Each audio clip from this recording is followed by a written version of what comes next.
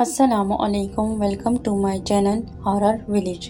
تمام videos updates کے لیے ہارر ولیج کو سبسکرائب کر کے بیل نوٹیفیکیشن کو آن کر دیں۔ تو آئیے سنتے ہیں آج کی ویڈیو میں کسی کی زندگی پر بیتی سچی اور ناقابل یقین کہانی۔ اشرف علی سوچ میں پڑ گئے۔ اس دوران وہ کچھ پڑھ رہے تھے۔ تھوڑی دیر تک ان کی یہی حالت رہی، پھر انہوں نے آنکھیں بند کر لیں۔ امام اشرف علی نے آنکھیں کھول کر بشیر کو دیکھا۔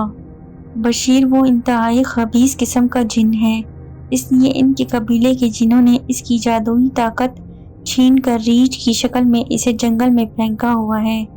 جنگل میں جو عورت آ جائے وہ اپنی مقناطیسی آنکھوں کو استعمال کر کے اس کی یادداشت کو ختم کر دیتا ہے۔ اس عورت کو بھی یاد نہیں رہتا کہ وہ کون ہے اور کہاں رہتی ہے۔ امام صاحب، جب اس کے قبیلے کے جنوں نے اس کی جادوئی طاقت ختم کر دی ہے تو پھر وہ کیسے عورت کی یادداشت بھلا دیتا ہے؟ ہاں، یہ بات ایسی ہی ہے جیسے عمر قید کے ملزم کو قید کر دیا جاتا ہے لیکن اسے جیل میں چلنے پھرنے، کھانے پینے اور دیگر ضروریات کی اجازت ہوتی ہے۔ اسی طرح جنات کے قبیلے نے اس جن کی جادوئی طاقت ضرور ختم کر دی ہے، مگر تھوڑی بہت جادوئی طاقت دے دی ہے تاکہ وہ اپنا دفاع کر سکے۔ اگر اس نے جنگل میں شرافت کی زندگی مقررہ مدت تک گزاری تو پھر اسے معافی مل سکتی ہے۔ امام نے بتایا، اس سے چھٹکارا کیسے ہے؟ اس کا ایک حل ہے کہ میں تمہیں پانی پڑھ کر بوتل میں دوں گا، وہ پانی کسی طرح اس ریچھ کے سر پر ڈال دو۔ وہ پانی جیسے ہی ریچھ کے سر پر پڑے گا اس کے ذہن سے شکیلہ کی صورت مٹ جائے گی۔ شکیلہ کے سامنے آ جانے پر بھی وہ اس کے نزدیک نہیں آئے گا۔ یہ کس طرح سے ہوگا؟ وہ مجھے دور سے ہی دیکھ کر بھاگ جائے گا۔ اس کا آسان حل یہ ہے کہ تمہیں شکیلہ کو اعتماد میں لینا ہوگا۔ وہ 1-2 دن چھوڑ کر پھر تمہارے گھر کے صحن میں آئے گا۔ تم چھت کے اوپر کنارے پر جا کر بیٹھ جانا اور شکیلہ اسے چھت کے کنارے کے نیچے لے آئے۔ وہ جیسے ہی مطلوبہ جگہ پر آئے تم اوپر سے پانی ڈال دینا۔ مجبوری یہ ہے کہ شکیلہ اسے دیکھ کر بے خود سی ہو جاتی ہے، بشیر نے بتایا۔ وہ ریچھ کی شیطانی مقناطیسی آنکھوں کے سبب ایسا ہوتا ہے۔ میں شکیلہ کے لیے چند تعویذ دوں گا۔ وہ تمہیں روزانہ ایک تعویذ اسے پلانا ہوگا۔ اس کے پینے سے ریچھ کی مقناطیسی آنکھوں کا شکیلہ پر کوئی اثر نہیں ہوگا، امام صاحب نے بتایا۔ امام صاحب سے دم کیا ہوا پانی اور تعویذ لے کر بشیر آیا۔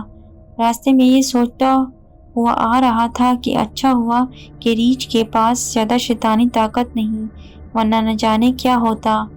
امام صاحب چھوٹی نوعیت کے کام کرتے تھے۔ کسی پر عصیب یا جنات کا سایہ ہونے پر علاج کے لیے وہ اپنے استاد کے پاس بھیج دیا کرتے تھے اور وہ ایسے کاموں کے ماہر تھے۔ گھر آ کر بشیر نے شکیلہ کو اعتماد میں لے کر سمجھا دیا کہ اسے کیا کرنا ہے۔ پہلا تعویذ پی لینے سے وہ رات بھر سکون نیند سوئی تھی، جبکہ بشیر چھت پر پہرا دیتا رہا۔ پہلی اور دوسری رات ایسے ہی گزر گئی، ریچھ نہیں آیا۔ تیسری رات وہ صحن میں آ گیا۔ اس کے آتے ہی شکیلہ کمرے سے سوتی ہوئی چارپائی سے اٹھ کھڑی ہوئی۔ شکیلہ کو صحن میں آتا دیکھ کر ایک لمحے کو بشیر کو محسوس ہوا کہ وہ ریچھ کے سامنے راز نہ کھول دے، مگر ایسا نہیں ہوا۔ وہ تیزی سے ریچھ کی جانب بڑھی ضرور تھی مگر محتاط انداز میں واپس پیچھے ہٹنے لگی۔ اس کو پیچھے ہٹتا دیکھ کر وہ اس کی جانب بڑھا۔ آہستہ آہستہ وہ ریچھ کو مطلوبہ جگہ پر لے گئی۔ بشیر پہلے ہی سے تیار تھا۔ اس نے بغیر کسی تاخیر کے بوتل کا پانی ریچھ کے سر پر انڈیل دیا۔ پانی گرنا تھا کہ ریچھ جلال میں آ گیا۔ اسے جلال میں دیکھ کر شکیلہ کمرے میں بھاگ گئی۔ ریچھ بھی کمرے میں جانا چاہتا تھا۔ وہ جس تیزی سے کمرے کی طرف لپکا تھا اتنی تیزی سے پیچھے کی طرف آیا۔